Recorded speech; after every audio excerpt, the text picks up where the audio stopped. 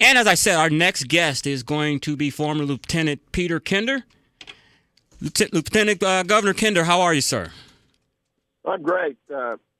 Great, Chris. Thanks for having me on, and happy Easter to one and all. Thank you. You know, I want to be able to, I'm glad that I'm able to say this publicly because I've said this to many people in the past about you, but I have the utmost respect for you. One, because you were a Republican official that wasn't afraid to go into non-traditional areas, and you didn't look like that you were fearful, and you looked comfortable. That's one thing that I admire you about.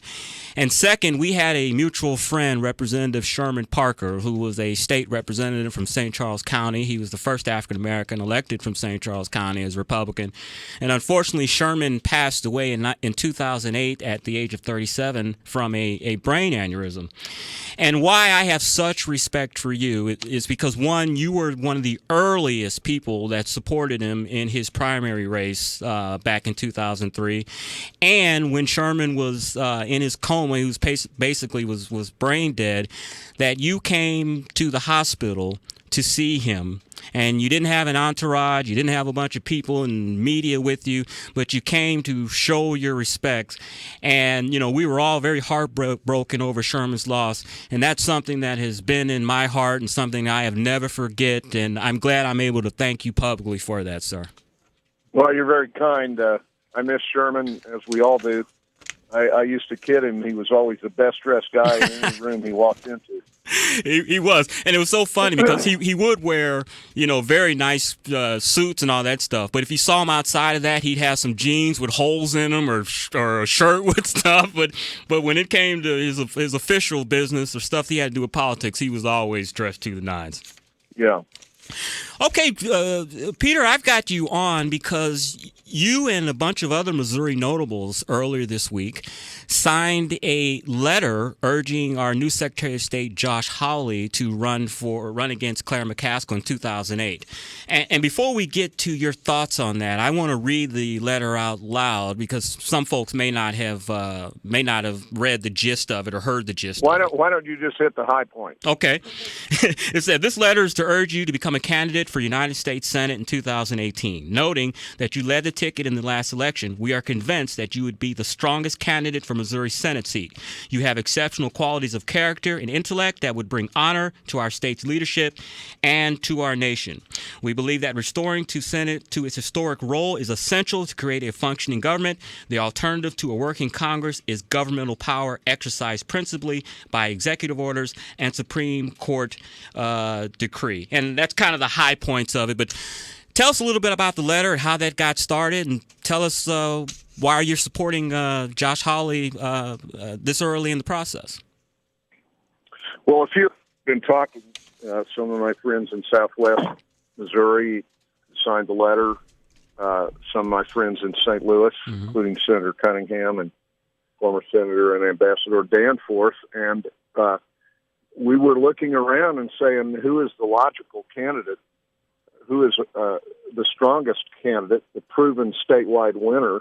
Not only the proven statewide winner, and I have some knowledge of what that takes, but the guy who led the ticket. And Josh Hawley, in his first outing for Attorney General last year, led the ticket in both the primary in August and the November general election. He won a 59% victory across the state in his first outing. That bested even the 19-point win by President Trump in Missouri. So what we have, what we have in Josh is a young man of extraordinary academic background, Stanford undergraduate, Yale Law School, where he married another graduate of Yale Law School who was a year ahead of him, as they both went down to Washington, D.C. and clerked for the Chief Justice of the United States Supreme Court. Josh is a Missourian. His family's roots are deep in our state, and he has this impressive academic background, worked in Washington, D.C. briefly after clerking at the Supreme Court, came back and went on the faculty of our state university in Columbia, the law school. He teaches constitutional law and other subjects.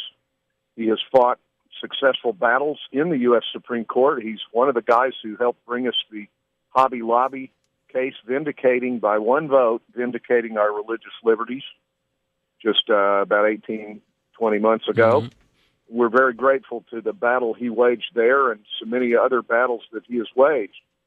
So he starts out winning by a landslide, a race for Attorney General, and he appears to so many of us to be the logical winning candidate for U.S. Senate next year. In fact, I might make you a little prediction here that were Josh to accept our offer and step out there, that we might not see Claire actually run for re-election. Missourians are ready to correct the mistake of Claire McCaskill in the U.S. Senate.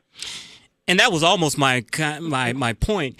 I read an article, I think it was yesterday or today, that said that Claire McCaskill has raised $3 million, which is pretty healthy at this stage of the process. But I'm also hearing rumors that even though she's raised this money, she may not run, and that she may kind of pass the torch on to Jason Kander, who the Democrats are very impressed with. Did that come into play with this decision that Claire may not run? And if you're going to have a newcomer like Jason Kander, running statewide, that you want to kind of match him with another impressive young person?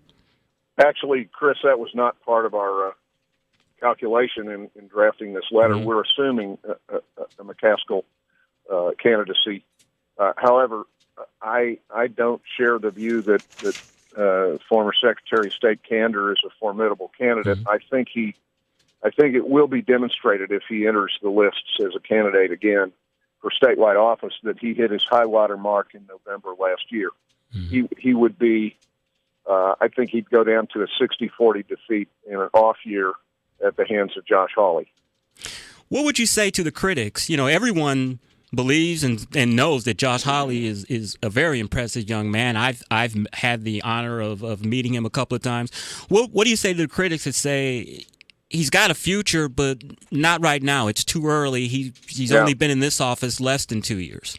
Well, these are extraordinary times, and it's my view is all hands on deck in Washington, D.C., trying to help the president make a U-turn from the disastrous last 8 years of presidential policy and misfires, both foreign and domestic.